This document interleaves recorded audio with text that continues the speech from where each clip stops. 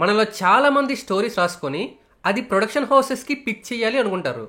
But వాళ్ళని ఎలా approach అవ్వాలి, మన స్టోరీ ఎలా ఉంటే వాళ్ళు చదివే ఛాన్సెస్ ఎక్కువ ఉంటాయి అనే డౌట్స్ ఉండిపోతాయి. సో ఈ రోజు వీడియోలో మనం రాసుకున్న స్క్రిప్ట్ ఏ ఫార్మాట్ లో ఉండాలి, అసలు స్క్రిప్ట్ రైటింగ్ కి ఉన్న స్టాండర్డ్ ఫార్మాట్ ఏంటో మాట్లాడుకుందాం. ఆల్సో మన తెలుగు రైటర్స్ అండ్ డైరెక్టర్స్ ఇన్ని ఇయర్స్ గా ఫాలో అయిన ఫార్మాట్ గురించి కూడా మాట్లాడుకుందాం. ఈ స్క్రిప్ట్ రైటింగ్ టాపిక్ ఎక్స్ప్లెయిన్ చేసే ప్రాసెస్ లో ఈజీగా అర్థం అవడం కోసం డిఫరెంట్ మూవీ సీన్స్ ని అండ్ కొన్ని తెలుగు మూవీ స్క్రిప్ట్స్ ని కూడా ర్యాండమ్ గా డిస్కస్ చేద్దాం, ఓకేనా? అండ్ వీడియో మొత్తం చూసాక మీకు కూడా ఆ స్క్రిప్ట్స్ కావాలంటే లింక్ డిస్క్రిప్షన్ లో పెడతాం, ఒకసారి చూడండి. అండ్ ఈ వీడియో సేవ్ చేసుకోండి, తర్వాత ఎప్పుడైనా మళ్ళీ చూద్దామంటే యూజ్ అవుతుంది. ఫస్ట్ అయితే స్టాండర్డ్ స్క్రిప్ట్ రైటింగ్ ఫార్మాట్ గురించి మాట్లాడదాం. అదే హాలీవుడ్ ఫార్మాట్ గురించి మాట్లాడుకుందాం. కొంచెం ఎక్కువే మాట్లాడుకుందాం, ఎందుకంటే ఇప్పుడు మన తెలుగు సినిమా రైటర్స్ కూడా అదే ఫార్మాట్ లో రాస్తున్నారు. బట్ వీడియో స్టార్ట్ చేసే ముందు చిన్న డిస్క్లైమర్ ఏంటంటే, ఇప్పుడు మీకు ఇది మేము చెప్తున్నామని మాకేదో అంతా తెలిసిన కాదు. మనకి తెలిసిన టాపిక్ ని ఫ్రెండ్స్ అందరితో ఎక్సైటింగ్ గా ఎలా అయితే షేర్ చేసుకుంటామో ఇది కూడా అలాంటిదే. సో ఈ వీడియో చూసి నచ్చితే లైక్ చేయండి, డౌట్స్ ఉన్నా ఆర్ నేనేమైనా తప్పు చెప్పినా కమెంట్స్ లో చెప్పండి. Let's learn and grow together. First thing, అసలు ఇలా ఒక ఫార్మాట్ లో స్క్రిప్ట్ రాయడానికి అవైలబుల్ గా ఉన్న యాప్స్ ఆర్ వెబ్సైట్స్ ఏంటి అంటే చాలా ఉన్నాయి. ఒక 3-4 చెప్పమంటే Celtx, Fade In, Final Draft, Studio Binder, ఇవి మోస్ట్లీ అన్ని పెయిడ్ ఉంటాయి. బట్ జస్ట్ నేర్చుకోవాలి అనుకుంటే మాత్రం మీరు Google Docs or MS Word లో కూడా ట్రై చేయొచ్చు. ఇక టాపిక్ లోకి వెళ్ళిపోతే, స్క్రిప్ట్ రైటింగ్ లో ఒక సీన్ రాయడానికి మెయిన్ గా 5 కోర్ ఎలిమెంట్స్ ఉంటాయి. వాటి గురించి ఒక ఆర్డర్ లోనే తెలుసుకుందాం. అంటే ఇప్పుడు చెప్పే ఆర్డర్ లోనే మనం వాటిని యూజ్ చేస్తాం, అందుకే ఆర్డర్ అన్నా. సో ఓపెన్ చేస్తే number 1 scene heading, also called as slug line. మనం చెప్పాలనుకున్న సీన్ సెట్టింగ్ ని ఎస్టాబ్లిష్ చేసే దాన్ని scene heading or slug line అని అంటారు. అంటే మనం అనుకుంటున్న సీన్ ఓపెన్ ప్లేస్ లో జరుగుతుందా లేదా క్లోజ్డ్ స్పేసా, అండ్ ఆ ప్లేస్ ఏంటి, అది డే జరుగుతుందా నైట్ జరుగుతుందా, ఈ ఇన్ఫర్మేషన్ అంతా ఈ స్లగ్ లైన్ లో మెన్షన్ చేస్తారు. ఇంకా సింపుల్ గా చెప్పాలంటే ఈ లొకేషన్ అండ్ టైం ని చెప్పేదే స్లగ్ లైన్. అండ్ గుర్తుపెట్టుకోండి, ఇక్కడ ఆర్డర్ మాత్రం ఇంపార్టెంట్ బిగులు. ఫస్ట్ ఇంటీరియర్ ఆర్ ఎక్స్టీరియర్ అనేది మెన్షన్ చేయాలి, ఆ తర్వాత location name and next day or night. ఇంతే, ఇది సరిపోద్ది. లేదు ఇంకా ప్రిసైజ్ ఇన్ఫో ఇవ్వాలి అనుకుంటే లాస్ట్ లో ఇయర్ ఆర్ స్పెసిఫిక్ టైం కూడా మెన్షన్ చేసుకోవచ్చు. బట్ ఆర్డర్ అయితే ఇది. ఇందులో ఒక సీన్ క్లోజ్డ్ స్పేస్ లో జరిగితే ఐఎన్టీ అని, బయట జరిగితే ఈఎక్స్టీ అని మెన్షన్ చేయాలి. లేదు సీన్ లో మూమెంట్ ఉంటుంది, లోపల బయట 2 చోట్ల సీన్ జరుగుతుంది అంటే INT/EXT అని పెట్టుకోవాలి. అండ్ నెక్స్ట్ మెన్షన్ చేయాల్సింది లొకేషన్. అంటే ఆ సీన్ ఎక్కడ జరుగుతుంది, ఇంటి హాల్లోనా, పోలీస్ స్టేషన్లోనా, హాస్పిటల్లోనా, కార్లోనా, ట్రైన్లోనా, ఇలా అనమాట. లొకేషన్ అయిపోయింది. నెక్స్ట్ టైం, సీన్ ఎప్పుడు జరుగుతుంది, డే ఆర్ నైట్ అనేది మెన్షన్ చేసుకోవాలి ఇక్కడ. ఇది బేసిక్. అండ్ ఈ స్లగ్ లైన్ లోనే కొంచెం డీప్ గా వెళ్తే, ఒకవేళ నెక్స్ట్ సీన్ కూడా సేమ్ లొకేషన్ లో జరుగుతుంది అనుకోండి, సీన్ హెడ్డింగ్ టైం ప్లేస్ లో డే ఆర్ నైట్ బదులు కంటిన్యూస్ ఆర్ మూమెంట్స్ లేటర్ అని రాస్తారు. ఆర్ సేమ్ సీనే బట్ లొకేషన్ షిఫ్ట్ అవుతుంది అనుకోండి, సీన్ మధ్యలో కూడా ఆ లొకేషన్ ని మెన్షన్ చేసుకోవచ్చు. బట్ అది క్యాపిటల్ లెటర్స్ లో రాసుకుంటే అర్థం చేసుకోవడానికి ఈజీ ఉంటుంది. అండ్ మోస్ట్లీ ఈ scene heading or slug line అనేది 1 లైన్ లోనే ఉండేలా చూసుకుంటే బెటర్. ఓవరాల్ గా ఇది సీన్ హెడ్డింగ్ ఆర్ ఇంకేం చెప్పాను, స్లగ్ లైన్ అంటారు. Coming to next element, action. So slug line తో ఒక సీన్ ఎక్కడ ఎప్పుడు జరుగుతుందో మీరు చెప్పేశారు. నెక్స్ట్ చెప్పాల్సింది యాక్షన్. అంటే ఆ సీన్ లో ఏం జరుగుతుంది, క్యారెక్టర్స్ మూమెంట్స్ ఎలా ఉన్నాయి, ఎమోషన్ ఏంటి, మొత్తంగా అసలు ఆ సీన్ మూడ్ ఏంటి అనేది ఎస్టాబ్లిష్ చేయాలన్నమాట. ఈ నగరానికి ఏమైంది మూవీలో ఫస్ట్ పేజే తీసుకుందాం. చూడండి సీన్ హెడ్డింగ్ ఎలా రాశారో. ఫస్ట్ INT, ఆ తర్వాత location car, next time day. Scene heading అయిపోయింది కదా, ఆ నెక్స్ట్ యాక్షన్. స్క్రిప్ట్ రైటింగ్ అన్ని ఎలిమెంట్స్ లోకెల్లా మోస్ట్ ఇంపార్టెంట్ ఇదే. ఇది ఎంత క్లియర్ గా రాసుకుంటే షూటింగ్ స్పాట్ లో అంత క్లియర్ పిక్చర్ ఉంటుంది డైరెక్టర్ కి. సో ఈ నగరానికి ఏమైంది సినిమా ఓపెనింగ్ సీన్ ఇది. దీని యాక్షన్ పార్ట్ అంటే ఏంటి, మనం చెప్పుకున్నాం కదా, character moments and scene mood ని ఎస్టాబ్లిష్ చేయడం కదా. ఇక్కడ కూడా అదే రాసుకోవాలి. కార్తిక్ డ్రైవ్ చేస్తున్నాడు, కోపంగా ఉన్నాడు, పక్కన వివేక్ ఉన్నాడు, ఉపేంద్ర, కౌశిక్ వెనకున్నారు, వాళ్ళు బయటకు చూస్తున్నారు, ఇలా రాసుకోవాలన్నమాట.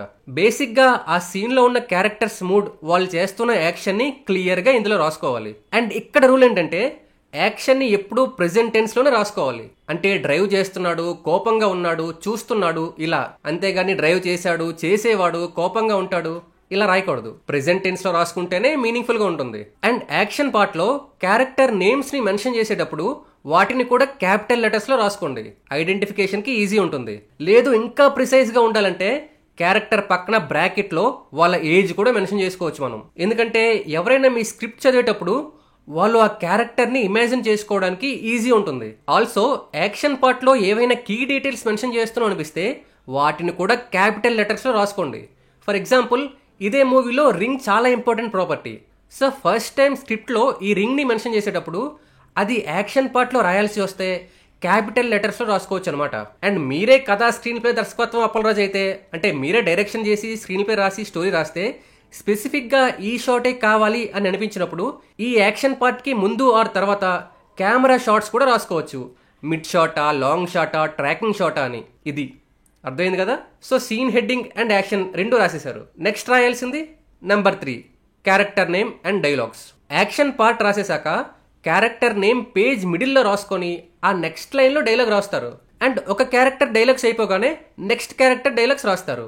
ఆ తర్వాత మళ్ళీ ఎవరి డైలాగ్ అయితే వాళ్ళది. అండ్ కొన్నిసార్లు క్యారెక్టర్స్ డైలాగ్స్ బయటికి చెప్పకుండా మైండ్ వాయిస్, అంటే మూవీలో దేవుడికి దండం పెట్టుకునేటప్పుడు యాక్టర్స్ బయటికి చెప్పకపోయినా మనకి వినిపించేస్తుంది కదా, అది. ఆర్ బ్యాక్గ్రౌండ్ వాయిస్, అంటే జల్సాల్లో మహేష్ లాగా అనమాట. అలాంటివి ఉన్నప్పుడు క్యారెక్టర్ నేమ్ పక్కన బ్రాకెట్లో విఓ అంటే వాయిస్ ఓవర్ అని మెన్షన్ చేస్తారు. లేదు, కొన్నిసార్లు డైలాగ్స్ పర్సన్ కనిపించకుండా ఫోన్లోనో ఆర్ వాకీ టాకీలోనో మాట్లాడతారు కదా, అప్పుడు బ్రాకెట్లో ఓఎస్ అంటే ఆఫ్ స్క్రీన్ అని మెన్షన్ చేస్తారు. ఇది క్యారెక్టర్ అండ్ డైలాగ్స్ గురించి. Next number 4, పారెంథెటికల్. బేసిక్గా వీటిని యాడ్జెక్టివ్స్ అనొచ్చు. అంటే ఒక డైలాగ్ని ఎలా చెప్పాలో డిస్క్రైబ్ చేస్తాం ఇందులో. అంటే పోకిరిలో మహేష్ బాబు సినిమా చూడట్లేదేంటి అనే ముందు ఊపిరి పీల్చుకోవాలి, లేకపోతే వి సినిమాలో నానిలాగా ఆగి ఆగి డైలాగ్స్ చెప్పాలి. ఇలాంటి న్యూయాన్సెస్ రాసుకోవాలనిపిస్తే ఇక్కడ రాసుకోవచ్చు. అది కూడా ఆ క్యారెక్టర్ నేమ్ కింద బ్రాకెట్స్లో రాస్తారు. లేదా వీటిని వర్బ్ అని కూడా అనొచ్చు. డైలాగ్ చెప్పేటప్పుడు ఏవైనా యాక్షన్ చేస్తూ చెప్పాలి అంటే కూడా ఇక్కడ మెన్షన్ చేసుకోవచ్చు. బట్ కొన్నిసార్లు పెద్ద పెద్ద సీన్స్ ఉన్నప్పుడు పేజెస్ మారిపోతూ ఉంటాయి కదా, బట్ కాన్వర్జేషన్ మాత్రం కంటిన్యూ అవుతుంటుంది. అలాంటప్పుడు నెక్స్ట్ పేజ్లో క్యారెక్టర్ డైలాగ్ స్టార్ట్ చేసినప్పుడు ఇది లాస్ట్ పేజ్లో సీన్కి కంటిన్యూషన్ అని చెప్పడానికి క్యారెక్టర్ నేమ్ పక్కన బ్రాకెట్లో కంటిన్యూడ్ అని రాస్తారు. ఇది పారెంథెటికల్ అంటే. అండ్ ఇప్పటి వరకు చెప్పుకున్న ఈ 4 ఎలిమెంట్స్తో మీరు ఒక సీన్ని కంప్లీట్ చేసేయచ్చు. అంటే ముందు INT/EXTతో లొకేషన్ చెప్పేశారు. నెక్స్ట్ ఆ సీన్లో జరుగుతున్న యాక్షన్ చెప్పేశారు. తర్వాత ఆ సీన్లో ఎవరైనా మాట్లాడుతుంటే ఆ క్యారెక్టర్ నేమ్స్ అండ్ డైలాగ్స్ కూడా చెప్పేశారు విత్ పారెంథెటికల్. 4 అయిపోయాయి కదా. సో ఇలా సీన్ అయితే కంప్లీట్ అయిపోయింది. బట్ నెక్స్ట్ సీన్కి అయితే షిఫ్ట్ అవ్వాలి కదా. అలా అని ఆ షిఫ్ట్ అబ్రప్ట్గా ఉండకూడదు, బాగోదు కదా. ఏదో ట్రాన్సిషన్ అయితే ఉండాలి. అదే మన నెంబర్ 5, ట్రాన్సిషన్. ఇప్పుడంటే చాలా ట్రాన్సిషన్స్ వచ్చేసాయి, కానీ ఒకప్పుడు మాత్రం కట్టు, డిజాల్వ్, ఫేడ్ అవుట్ ఇలాంటివి ఎక్కువ ఉండేవి. సో మనకి ట్రాన్సిషన్స్ మీద పెద్దగా ఐడియా లేకపోయినా స్క్రిప్టింగ్ లెవెల్లో టూ మచ్ ప్రెజర్ అనిపించిన కట్ టు ట్రాన్సిషన్ ని మెన్షన్ చేసేయండి. కట్ టు ట్రాన్సిషన్ కూడా ఒక ట్రాన్సిషనే, బట్ పెద్ద ఎఫెక్ట్స్ ఏ ఉండవు. లేదు నాకు స్పెసిఫిక్ గా ఈ ట్రాన్సిషన్ కావాలి అంటే మాత్రం అది కూడా మెన్షన్ చేసుకోవచ్చు. ఫర్ ఎగ్జాంపుల్ మంజుమేల్ బాయ్స్ లో ఈ షాట్ చూడండి, ఇది మ్యాచ్ కట్ ట్రాన్సిషన్. సో ఇలానే కావాలి అంటే స్క్రిప్టింగ్ లెవెల్లోనే అది మెన్షన్ చేసుకోవచ్చు మనం. అండ్ ఈ ట్రాన్సిషన్ అనేది ఇంకో సీన్ కి షిఫ్ట్ అవ్వడానికి పేజ్ రైట్ హ్యాండ్ లో రాస్తారు. సో మొత్తంగా ఇవి ఒక సీన్ కోసం స్క్రిప్ట్ రైటింగ్ లో వాడే 5 కోర్ ఎలిమెంట్స్. ఇక్కడ సీన్ నెంబర్ ని లెఫ్ట్ సైడ్ రాస్తారు అండ్ రైట్ టాప్ లో పేజ్ నెంబర్ ని రాస్తారు. మోస్ట్లీ హాలీవుడ్ వాళ్ళు ఈ స్టైల్లోనే 120 పేజెస్ ఆఫ్ స్క్రిప్ట్ రాస్తారు. 1 page is equal to 1 minute off screen time అనమాట. అంటే 120 pages is equal to 2 hours of movie అన్నట్టు రాస్తారు. అందుకే ఏమో ఫాంట్ కూడా ఆ కొరియర్ న్యూయే ఉండాలి అండ్ ఫాంట్ సైజ్ 12 ఉండాలి అనే రూల్ పెట్టారు. బట్ ఖచ్చితంగా 1 పేజ్ లో రాసే సీట్ 1 minute లోనే తీయాలా, ఒక సీన్ ని ఒక పేజ్ లోనే రాసుకోవాలంటే అవసరం లేదు. బట్ ఇలా 1 page is equal to 1 minute అనుకుంటే అట్లీస్ట్ ఒక ఐడియా వస్తుంది కదా రన్ టైం అప్రాక్సిమేట్లీ ఎంత ఉండొచ్చు అని. అందుకు ఒకవేళ ఈ 120 పేజెస్ స్క్రిప్ట్ నే 1 page is equal to 1 minute rule ని చాలా స్ట్రిక్ట్ గా ఫాలో అయ్యి ఉంటే హాలీవుడ్ మూవీస్ అన్ని ఎగ్జాక్ట్ గా 2 hours ఉండేవి కదా. ఇంకా ఎక్కువ ఆర్ తక్కువ రన్ టైం ఎందుకుంటాయి? బట్ బేసిక్ రూల్స్ అయితే ఇవి. అర్థమైంది కదా ఒక సీన్ రాసేటప్పుడు ఏ ఎలిమెంట్స్ ఉండాలో. ఇంకొంచెం క్లారిటీ రావాలంటే ఈ వీడియోలో డిస్కస్ చేసిన movie scripts download link description లో ఉంటుంది, అవి చదవండి, క్లారిటీ వస్తుంది. వీలుంటే ల్యాప్టాప్ అండ్ ఫోన్ యూస్ చేసి ప్యారలల్ గా స్క్రిప్ట్ అండ్ సినిమాని అబ్జర్వ్ చేయండి, మీకు ఇంకా క్లారిటీ వస్తుంది. నన్ను అడిగితే ఫస్ట్ ఈ నగరానికి ఏమైంది స్క్రిప్ట్ ట్రై చేయండి, ఈజీ ఉంటుంది. లేదు కొంచెం డీప్ గా వెళ్దాం అనుకుంటే మాత్రం బ్రోచేవారు ఎవరో చదవండి, పిచ్చెక్కిపోద్ది. బట్ స్టార్టింగ్ ఇది ట్రై చేయొద్దు. ఫస్ట్ ఈ నగరానికి ఏమైంది కంప్లీట్ చేసి క్లారిటీ పెరిగాక బ్రోచే ట్రై చేయండి. ఇలా ఎందుకంటున్నా అంటే బ్రోచేలో ఈ మోంటేజెస్ అండ్ ఒక సీన్ లోనే సబ్ సీన్స్ లాంటివి ఎక్కువ ఉంటాయి. అండ్ కొన్నిసార్లు ఒక సీన్ డిఫరెంట్ ప్లేసెస్ లోకి వెళ్ళిపోతుంటుంది. ఫర్ ఎగ్జాంపుల్ సన్ ఆఫ్ సత్యమూర్తిలో బన్నీ నేను లిఫ్ట్ దిగాను, కార్ దిగాను, ఫ్లైట్ దిగాను అంటాడు కదా, ఆ సీన్ లాగా. అలాంటప్పుడు సీన్ నెంబర్ 1 అనుకొని 1A 1B ఇలా రాసుకోవాలన్నమాట. ఎగ్జాంపుల్ కి ఏజెంట్ ఆత్రేయ మూవీని తీసుకుంటే ఈ సీన్ లో వాళ్ళ అమ్మ చనిపోయింది అని తెలిసి హాస్టల్ నుండి ఇంటికి వెళ్ళడం అనేది సీన్. కానీ ఇక్కడ హాస్టల్ నుండి బస్ స్టాండ్, బస్ స్టాండ్ నుండి రోడ్, రోడ్ నుండి ఇల్లు, ఇన్ని షార్ట్స్ ఉంటాయి. ప్రతి షార్ట్ కి నువ్వు స్లగ్ లైన్ రాసుకోవాలి, కానీ కష్టం కదా.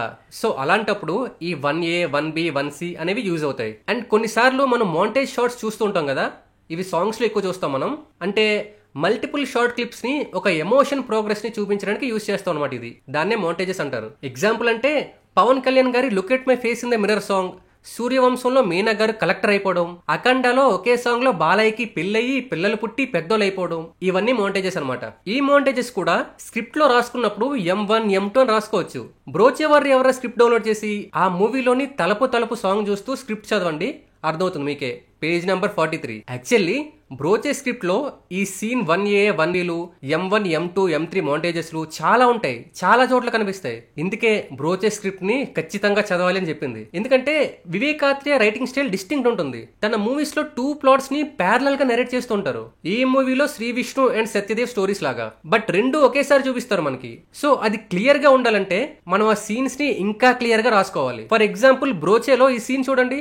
దొంగతనం చేసేటప్పుడు ఫోన్ అక్కడ పడిపోయిందని శ్రీ విష్ణు అండ్ సత్యదేవ్ ఇద్దరు రియలైజ్ అయ్యే మూమెంట్ అది. అండ్ ఆ 2 సీన్స్ ని ప్యారలల్ గా చూపిస్తారు. ఫస్ట్ డైలాగ్ సత్యదేవ్ ప్లాట్ నుండి చెప్తే next Sri Vishnu side dialogue చూపిస్తారు, ఆ నెక్స్ట్ మళ్ళీ సత్యదేవ్. ఇలా ఆ సీన్ ఎండ్ అయ్యేసరికి వాళ్ళిద్దరికి ఫోన్ దొంగతనం జరిగిన చోటే ఉంది అని తెలుస్తుంది. బట్ షూట్ చేసేటప్పుడు మాత్రం సత్యదేవ్ పార్ట్ అంతా ఒకసారి, శ్రీ విష్ణు పార్ట్ అంతా ఒకసారి షూట్ చేసే ఉంటారు కదా.